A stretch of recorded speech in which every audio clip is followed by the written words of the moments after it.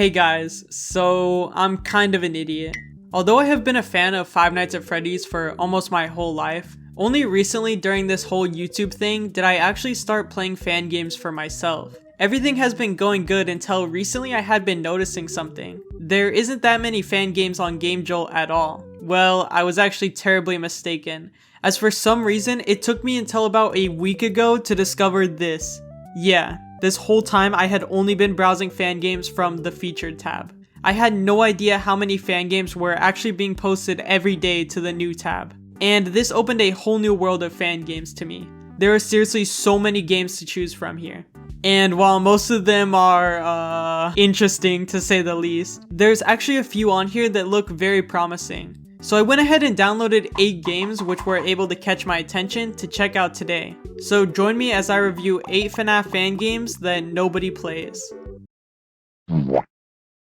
So the first game up is 6 Hours at Hugo's by Stone Cold Games, and this game actually impressed me a lot. It originally caught my attention because despite how good it looks, it only had 28 follows on Game Jolt, but this could be due to the game only releasing a day ago.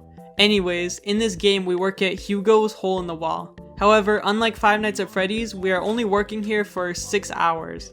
Each night takes as long as a day would in Fnaf, and I think that this is a really cool concept. I especially like how every time an hour passes, instead of taking you to a screen to tell you that you have completed an hour, the night instead just keeps going. Because it's just one full night with no pauses, the whole thing feels a lot more immersive to me, and it's honestly just more believable than what we are normally used to. During hour 1, we are watching over Hugo. Hugo the bear is the main animatronic of this establishment, and he has a very similar design to Lefty. Hugo can be seen roaming around on the cameras, and we just need to make sure that he doesn't wander into our office. He can come in from the left door, the middle hall, or the right vent. We also need to worry about a few other things such as power and air conditioning, and to control these we have a control panel behind us. On this control panel we can use a power generator, air conditioner, and the security door button, which will close off the hallway. There's also a power saving button which will shut off the lights, and a control shock button for this guy, which we will talk about later. One benefit this game receives from not using the click team engine is that we can actually see Hugo walking around on the cameras like I mentioned earlier. We are also able to see him when he walks past our hallway and when he's in the doors. This is super cool to me because there aren't a lot of office-based Fnaf fan games where the animatronics feel like real AI walking around and not just a sequence of PNGs, if that makes sense. The only one I can really think of is Polar Dread, but I'm sure there are a lot more. There was also this really terrifying moment during one of my runs where as soon as I opened the door to check if Hugo had left, he immediately walked into my office and killed me. This moment just felt too real, the way he stormed into the office right when I let my guard down. I also really like just how the game feels. It takes a similar approach to Help Wanted Flat Mode, which I know a lot of people dislike. However, I think it works a lot better here. This game makes full use of its 3D design by having you turn around to check on this guy and on the control panel, as well as making you look down to see the cameras. Now, I didn't actually make it very far into this game, and that is because of one issue. That being that they don't explain to you how to fight off the animatronics at all. I mean, they have these brief descriptions on the wall, but I just kept dying to this guy over and over. Besides me not being able to figure this out, everything works really well here. And while I haven't finished it yet, I do want to dedicate more time to it when I get the chance because so far it's shown some qualities of a really well made fan game.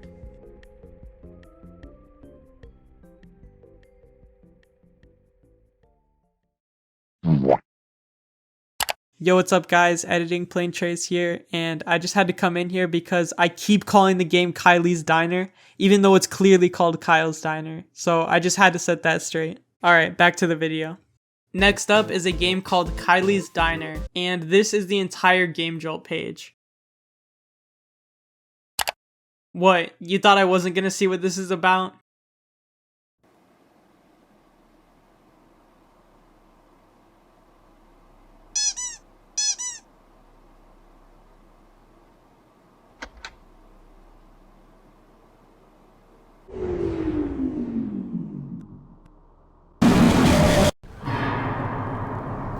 Yeah, so I played the game, and this game is an anomaly to me. Because the jump scares, renders, office, and menu all actually look really good. but the gameplay, I don't know if I'm just not getting it, but there's no doors at all. And opening the cameras drains your battery in like 3 seconds, which just instantly gets you jump scared. And even when I tried just checking the camera for a second and then closing it, I still get jump scared. I seriously have no idea what I'm doing wrong, so if anyone has experience with Kylie's Diner, then please let me know. Actually, nah, screw this, I'm gonna try it one more time. Nope, never mind. It's actually impossible. Next game.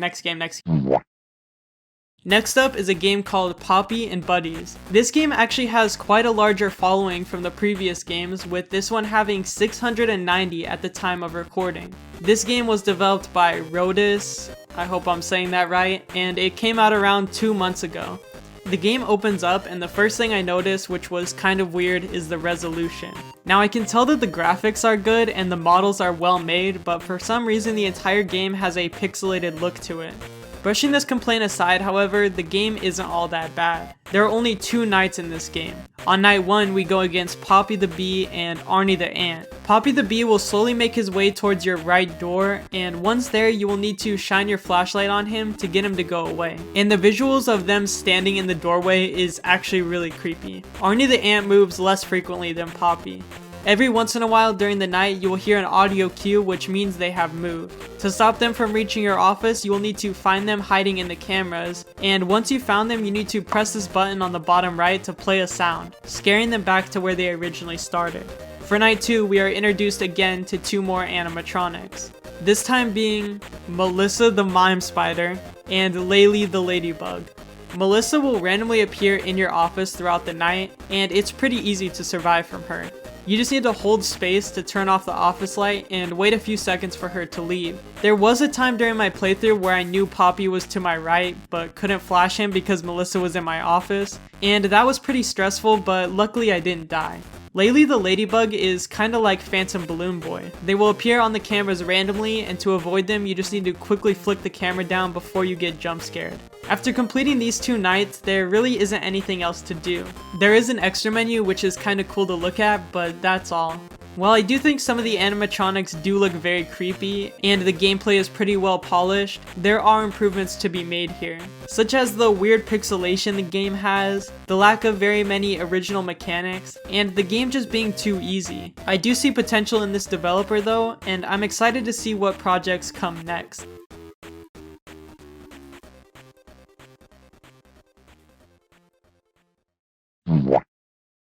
For game number 4, we have Wolfie's Nights. This game was released 3 months ago and has 264 followers at the time of making this video. Right off the bat, this game has a pretty promising main menu screen, which seems to be a trend with this list of games. Anyways, needless to say, I was really looking forward to this one. Now, presentation-wise, this game is seriously good for such an underrated game. The graphics look surprisingly good, the game features tips similar to Fnaf 4, and the overall controls feel responsive and quick. There's even some animation featured here, although I wish there was an animation for when you're running back. I always find it funny when fan games just reverse the animation of running up to something. It kind of reminds me of, I think it was Jolly 2, where you run up to the desk and they just reversed it. I don't know, it just always looks strange. Besides my comments on the visuals, the rest of the game just lacks any character in my opinion. The actual style of the restaurant and animatronics are very cliche, and it has that same checkered FNAF style look on almost every camera,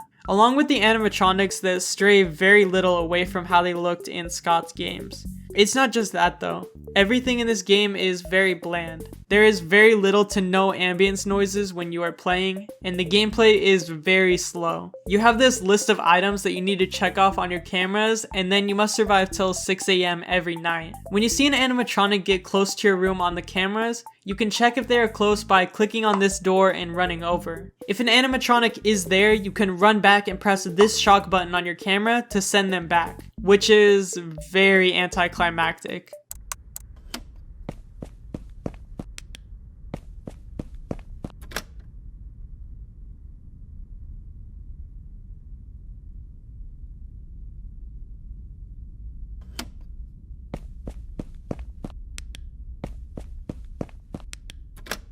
There's also this guy who will appear in your window during night 3, and apparently you're supposed to flash him to get him to go away, but nothing was working for me. This gameplay just wasn't very engaging in my opinion. You basically only need to check one camera during the whole night, which is the one that is connecting the rest of the building to your office.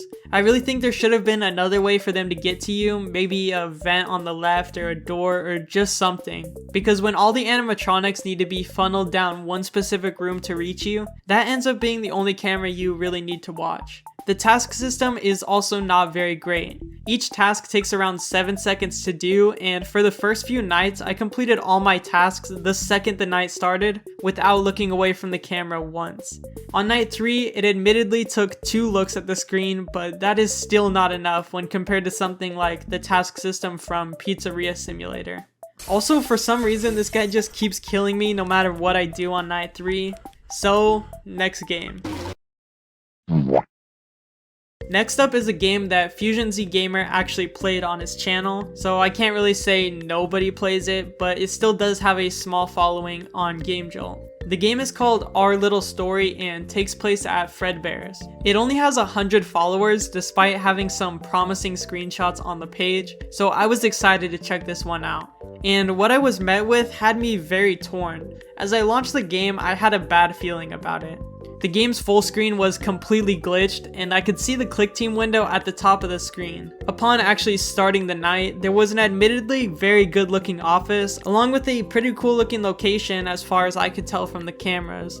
However, for some reason looking too far to the left or to the right would result in the PNG for the office to just run off the screen. There was also this bizarre square effect in the middle of the screen, which I'm not even sure how to describe it, but I'm pretty sure you guys can see it. And right away I was very confused because all I could do was watch and flash my light as Spring Bonnie made his way closer and closer to my office. And despite the game being very rough up to this point, the developer absolutely killed it with his Spring Bonnie model.